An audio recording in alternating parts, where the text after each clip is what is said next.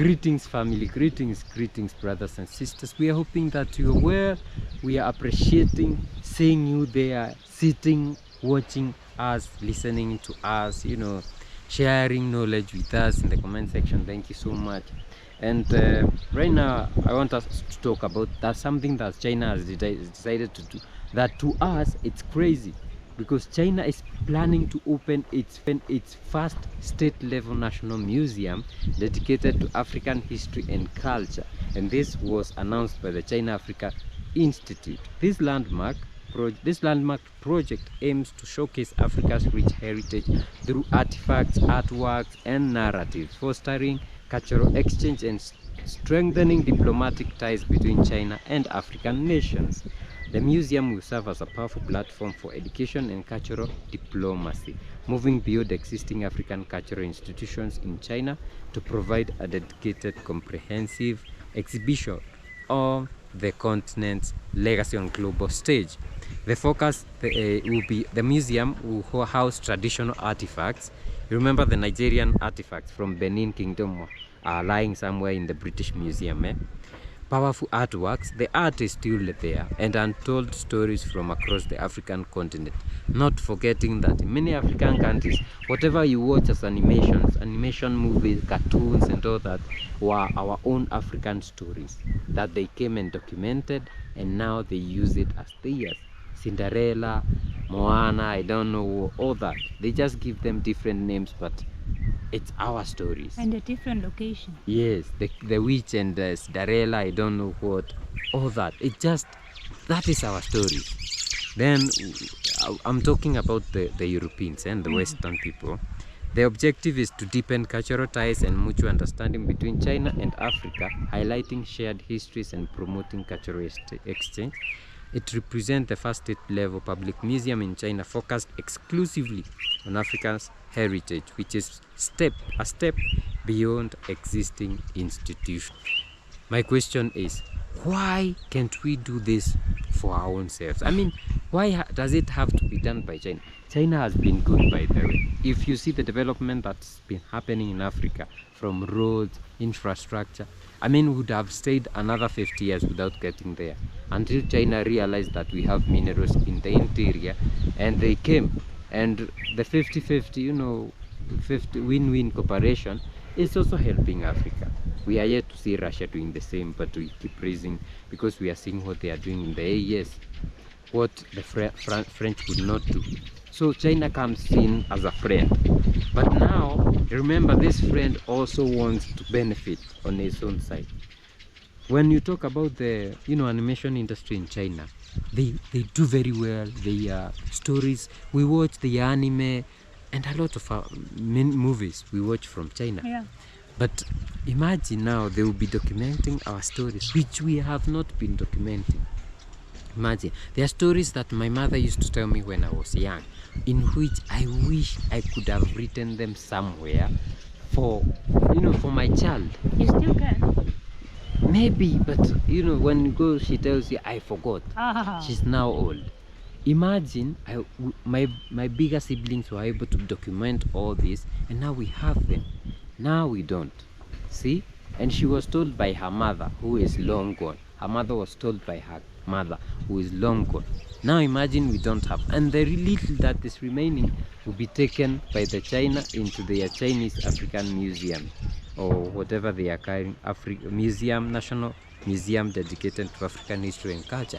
I mean, it's like we are going back to where we started from, and if we don't take care of ourselves, we'll lose it again. We'll lose a lot. China is becoming friend that has overstayed his visit. Yeah, because how do you now start seeing beautiful things in my home and start saying, hey, I wish I could take this back home and show my people and some of your people that will be visiting my home? I mean, it is mine. It should stay in my home. There's energies that are, embedded within those artifacts, that the art that is being, drawn, written, whatever is being. You see the kyondo. So the Japanese came and found the kyondo. The kyondo is the African size bag that actually we have a market where we sell, elegantmasai.com. And they came and found it in Kenya.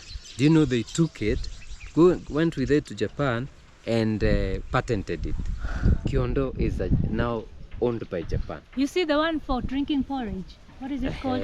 They The calabash thing. Yeah. Chinese are making it in plastic. Exactly. It's now being sold in African markets. You see the beaded sandals, they are making a copy of that in plastic, selling it to the African market at cheaper prices. What is happening to our own market? It's dying because now people are opting for this thing that is cheaper. I can serve them for a month or two. But you can buy them original ones from the Elegant Maasai. We'll share the website on screen. Yeah. You see the problem that we have. The more we allow these people to take our things, the more losses that we make, because next thing they will take everything and it will be so cheap to go and view these things in their country, such that people won't even care to come and view them from our own countries, which we are the ones who, we are the ones who have made them. They belong to us. If there's anybody who should be making money from them, it's us. But China has gotten, no, this is too much. Another thing is, when, for example, this our brother from Nigeria who has created those magazines for children, like anime kind of, which talks about an artifact that had been stolen by the British, and it's a young family in Nigeria who are going to to look for it and take it back, to bring it back, because it holds some special spiritual significance. So they took them. Okay, those things were not just created like you build something. There's energies, there's power. It was meant for being spiritual. Another thing is, when you look at our stories, our stories, our oral narratives, our poems, we have lost them to this foreign tongue. But if you go back to our songs, our oral narrative, our stories, they used to tell stories of our history. They were our history. For example, there's a story in Luo. In Luo is an ethnic group in Kenya, or what I call a micronation in Kenya, and they have a story of a person called Luanda Magere.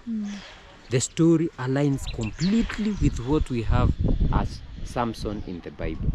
So that's where, and don't get me this wrong, that's where I normally say even the Bible contains stories from our own people. Because if you read the story of Luanda Magere and you read the story of Samson, it's the same, just been twisted a bit, but it's the same.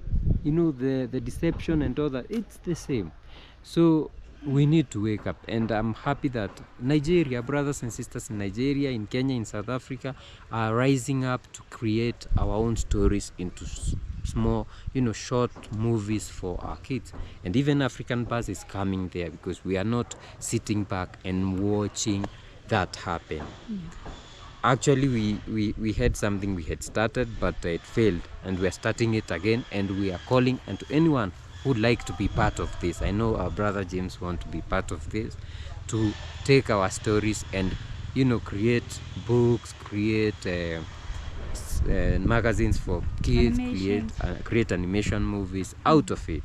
That's why we are African Buzz. So if you'd like to join us, we have a WhatsApp group that will be spearheading this. A lot of all these investments in Africa, wherever you are, we have to do this. Brothers and sisters, please also support us by liking, sharing, commenting, and subscribing. Also support us by buying us coffee, super thanking, and super chatting us. We'll appreciate all your support. We also have merchandise. The links are all in the description box down below.